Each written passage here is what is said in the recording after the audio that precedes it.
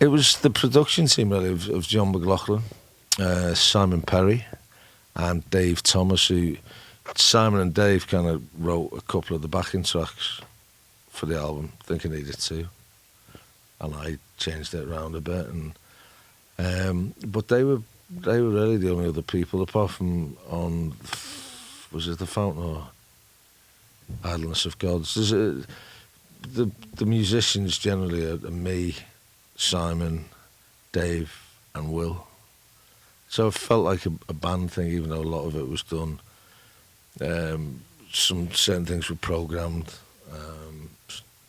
Some of the backing tracks were done in London, and some additional instrumentation was done in New York, of all places. And so it's not, it's for me that it's the personnel. The personnel were very important as a production kind of team, rather than as necessarily a band kind of thing, even though it does sound like a band.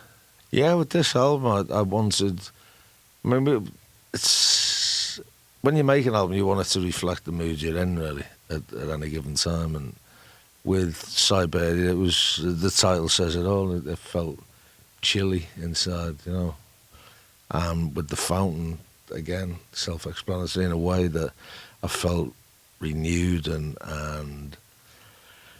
that I'd found the well of inspiration again, both musically and lyrically, and also the elixir of life kind of thing was part of it, Fountain of Youth.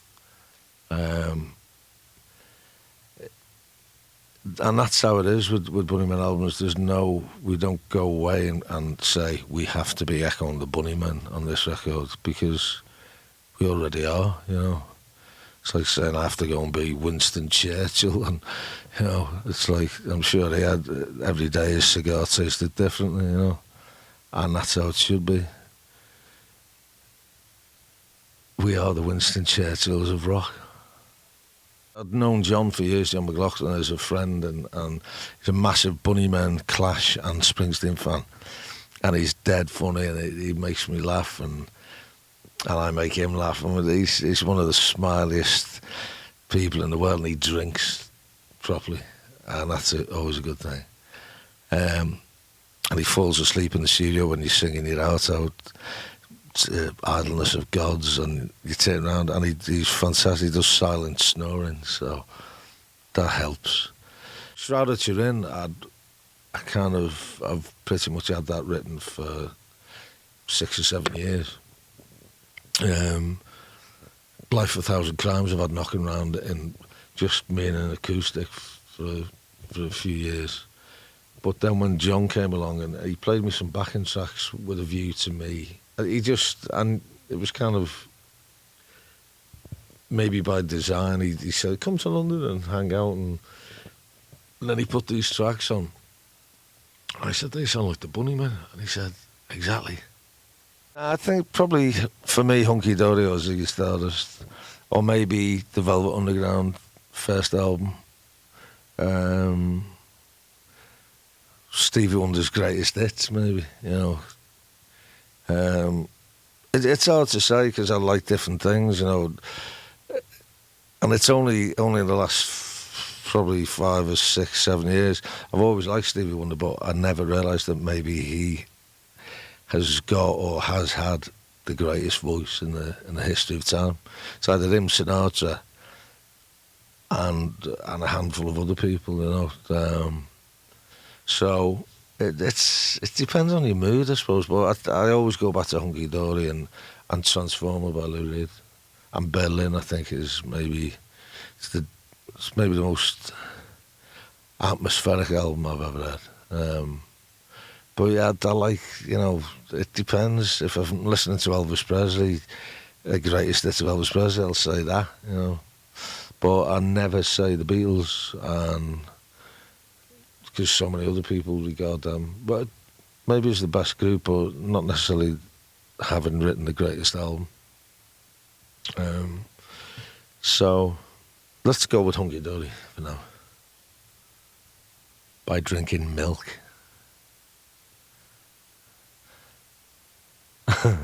That's it. It's what I'm here for. It's self-expression. I find it easy. It's a kind of, all you got to do is think of a tune. Try and make sure that your tune. Have a voice that you can always, no matter what it goes through, have a voice that you believe in, and then the rest. To me, it's writing it's diary stuff, and the fact that a lot of people have liked it over the years is a bonus, And hopefully, by staying true to myself, it's never gonna. It can't let people down. They might not like it, but it won't ever let them down, because if they don't like it, they're not listening to it. If they do like it, then it won't let them down. And that's as much as you can hope for, When I put the soap back on the soap dish in the shower, because if I come up with a good tune, it's usually in the shower, and I'll keep singing it until the shower's done. So, yeah, then. And a song, a tune can be complete when you go hum da da da hoo da da doo da, but a song has to be sung, not do da or hummed. So it's when a lyric comes like, I want it now, don't tell me that my ship is coming in, nothing comes to those who wait, time's running out the door, you're running in, that's when you know. Do da. All of ABBA's greatest hits.